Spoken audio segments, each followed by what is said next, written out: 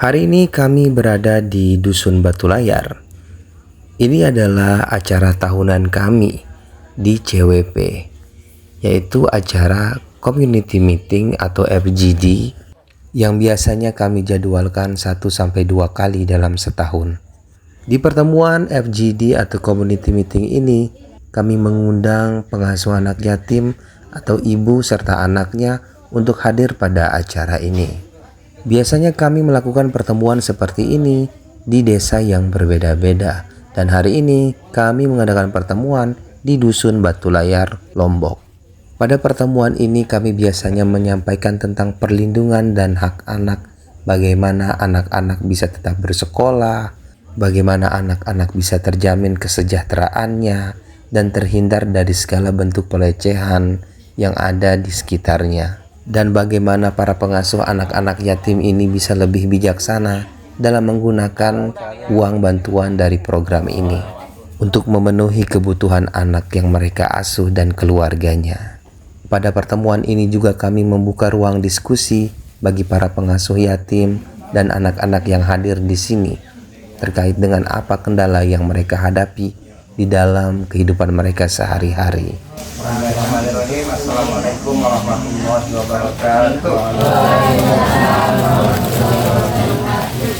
Alhamdulillah wassalatu wassalamu ala rasulillah sayyidina Muhammadin wa ala alihi wasallam. Pertama-tama marilah kita panjatkan puji syukur kita kehadirat Allah Subhanahu wa taala yang telah memberikan kita nikmat kesehatan sehingga kita bisa berkumpul di tempat ini dalam rangka pertemuan tahunan, dan kadang 2 tahun sekali. Jadi terima kasih kepada ibu-ibu, adik-adik yang sudah berkenan hadir di pertemuan kita ini.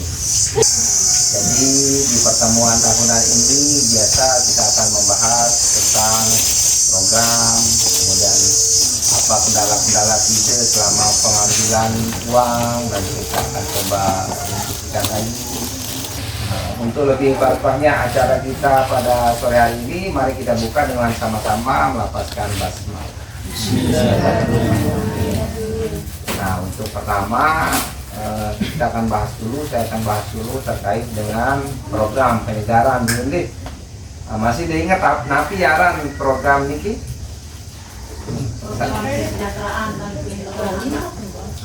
Kalau arah tulisan ya, ini tulisannya besar ya. Program kesejahteraan dan perlindungan anak one-to-one sponsorship program. Jadi adik-adik kita ini dia mendapatkan bantuan program sponsorship, one-to-one sponsorship. Artinya tuh satu orang anak disponsori oleh satu orang. Jadi masing-masing anak niki, masing-masing adik-adik kita ini yang dapat bantuan dari Islamic Relief ini, ya lain-lain donaturnya. Kemudian terkait dengan masalah, bila dengan lapor. Ya betul kan sebenarnya. Kalau arah WA kita atau amun dia demile ngelapor jong aku, baru langsung lapor jong Mbak Eli. Misal delile, deila dengan lapor jong aku, mungkin aku wah jahat atau kembe kan. Nah, langsung dengan lapor jong Mbak Eli, bau aku terurus di manajemen. Atau langsung dengan lapor jong Pak Yusrizal, bau nanti. Nah, selanjutnya kita akan bahas sedikit terkait dengan perlindungan anak yang akan disampaikan oleh Mbak Eli. Jadi ada banyak hak anak itu Bu, ada banyak kewajibannya juga ada. Yang paling umum kita tahu itu ada 10. Nah, cuman yang sering hilang dari adik-adik ini Bu, mereka tuh punya hak bermain. Dari pagi dia sekolah sampai zuhur, dari zuhur sampai asar dia les, asar sampai maghrib dia ngaji, maghrib sampai isya ngaji tajwid. Kan ada waktu dia bermain Bu. Nah itu kebanyakan ibu-ibu modern ya, ibu-ibu yang sekarang biasanya dipaksa dipaksa anaknya buat belajar aja terus. Mereka tuh ada hak untuk bermain Bu ya, jadi jangan dihalang-halangi. itu baik karena jadi dia butuh aktivitas fisik Bu ya, maksimal 3 jam. Itu yang pernah saya baca Bu. Nah kemudian mereka juga ada hak identitas, sudah punya akte semua Bu anak-anaknya. Alhamdulillah. Dari Worldwide namanya yang apa namanya yang kantor pusat kita sedunia itu adanya di Inggris. Nah, kebetulan beliau datang berkunjung kemarin sama yang tahun lalu. Nah, beliau bilang gini Bu, sebagian donor-donor ibu itu ternyata nggak semuanya kaya. Jadi mereka ada yang sampai dulu mereka cerita kalau mereka itu dulu sampai diusir-usir karena nggak punya tempat tinggal. Kemudian mereka juga dulu kerjanya cuma jadi tukang sapu. Ibu kasih dia uang atau rasa terima kasih atau apa begitu. Kita tidak mengharapkan itu katanya. Cuma satu yang dia harapin dari ibu-ibu semua katanya. Ibu-ibu semua dan adik-adik itu berbuat baik ke sesamanya katanya gitu. Karena kan dengan ibu berbuat baik ke sesama sudah nggak kasih tahu dari awal karena mereka nggak tahu Bu. Nah, diliatin video biasanya dulu caranya setelah mereka tertarik dibawa mereka ke hotel.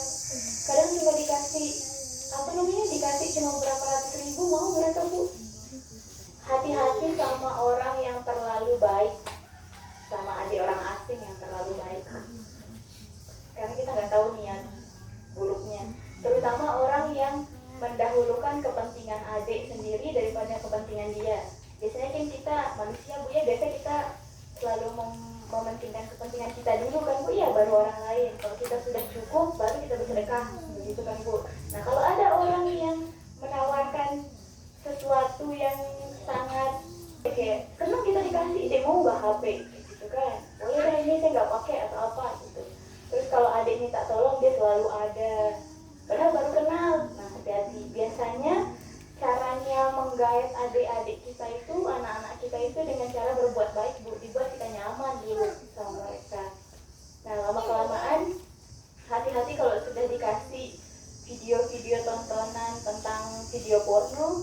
Nah biasanya itu caranya Bu ya, ditontonin adik-adik kita video porno, kemudian kalau kalian udah merasa tertarik mereka akan bawa kalian dan jual kalian. Dan cuma berapa ratus ribu dikasihnya, ya Allah.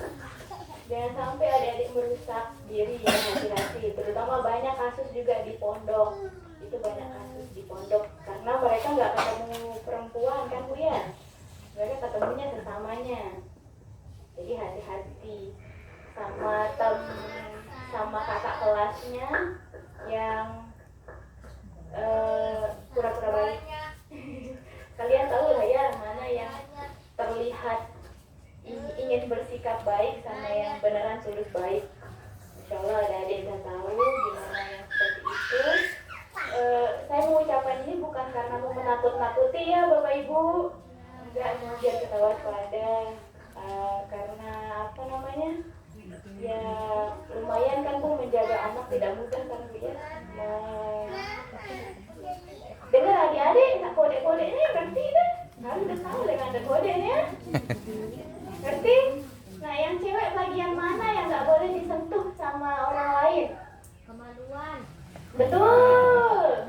Kemaluannya yang ini depan sama belakang ya, itu nggak boleh disentuh sama orang lain kecuali ibunya. Bapaknya juga nggak boleh. Ya, kalau kalian sudah haid, bapaknya juga nggak boleh. Kemudian apa lagi yang nggak boleh disentuh sama orang lain kecuali ibu? Bagian dada. Dada, betul, 100. Kemarin Fitri ya? Rini? Berli. Rina. Rina. Kemarin waktu di orphan camp itu Bu, dia ngaji di depan orang-orang Kanada itu. Tepuk tangan dulu. Keren Rina nih, udah bagus ininya, tajwidnya bagus, ngajinya bagus, hafalannya juga bagus. Ingat ya adik-adiknya, terutama yang kecil-kecil, apanya yang nggak boleh disentuh sama orang asing? Apa? Badannya Bu, pegang kalau dada ya, bagian dada, kemaluan depan sama belakang, ya, paham? itu secara sengaja maupun tidak sengaja koek. Hah? Berani. Astagfirullahaladzim. Enggak apa. Enggak lah ya, adik-adik hati-hati. Kalau bisa sih adik-adik kuliah adik-adik ya. Soalnya amin, amin ya Allah. Nih terutama nih GMP kalau ini kelas berapa nih? Kelas 1 SMA. SMP. Lagi main kuliah adik ya. Soalnya agak susah sekarang nyari kerjaan lulusan SMA. SMK pun kalau langsung dapat pekerjaan. Kalau bisa banyak beasiswa sekarang. Ya, ada yang sudah kuliah ya, masih dibantu Firda. Nah, ada ternyata yang sudah kuliah dan masih dibantu kerja. Baru masuk. Bu, beasiswa apa Bu? Kemarin Firda itu alhamdulillah dia bisa tabung uangnya. Memang niatnya untuk kuliah, ada uangnya sampai 20 juta ya. Bisa beli motor kemarin juga dari uangnya. Kalau udah kuliah, udah dewasa bisa dipakai beli motor. Tapi kalau masih anak-anak nggak bisa gitu. Nah, Firda itu kemarin bisa nih uangnya dipakai untuk beli motor, untuk daftar kuliah. Nah, usahakan kalau mau kuliah nanti untuk misalnya sudah kelas 3 SMA ini, kasih tahu sebelumnya ya. Tahun sebelumnya itu kasih tahu waktu kita kunjungan itu. Kalau ada niatnya kasih tahu kita. Biar kita sampaikan ke donaturnya. Ini anak udah pengen kuliah. Nah, kamu harap pernyataan itu, kamu udah lanjut lawan sih. Nah, misal dia lanjut, lawan keboyaan balik donatur baru. Cuma di situ nanti ada masa menunggu. Kamu jangan misal donatur stop, cancel istilahnya.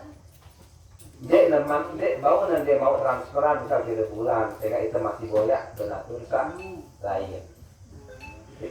Aku harus langsung kuliah nih, dia bau nganggur setahun, 2 tahun dulu.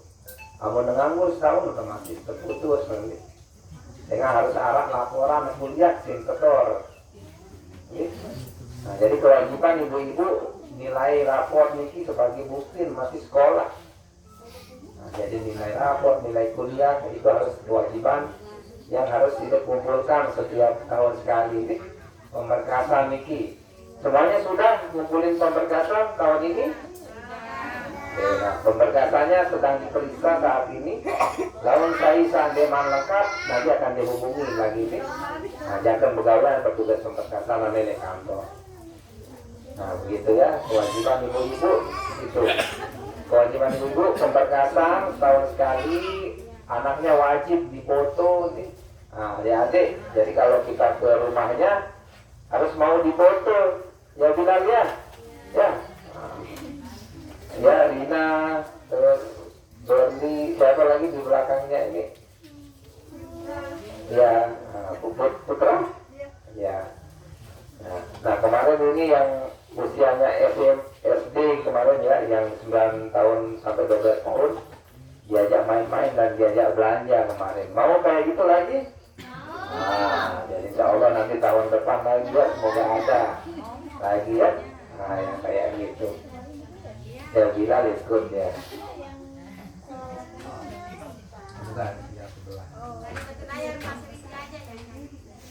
Ya, Mas Riki karena dia rumahnya jauh.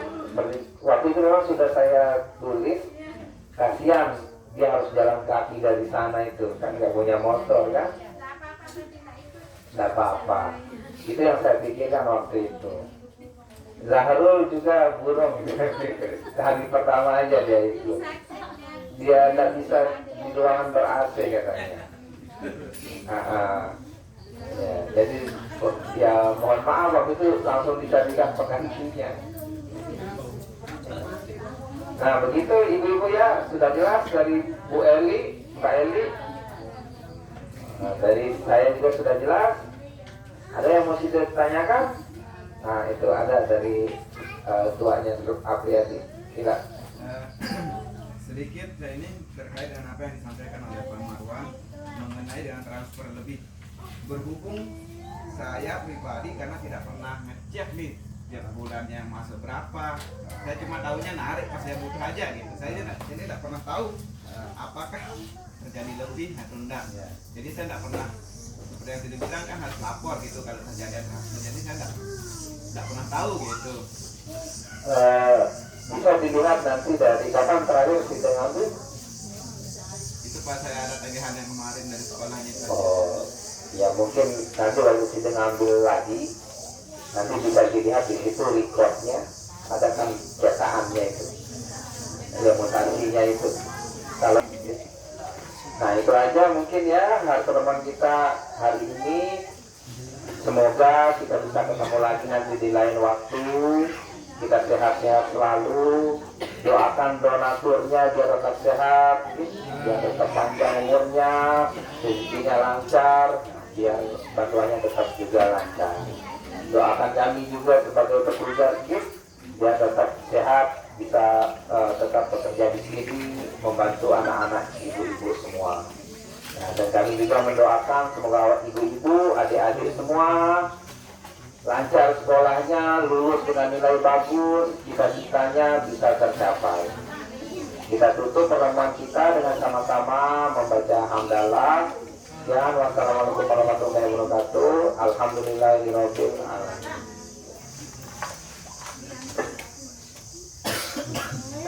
Bisa pulang. Ya.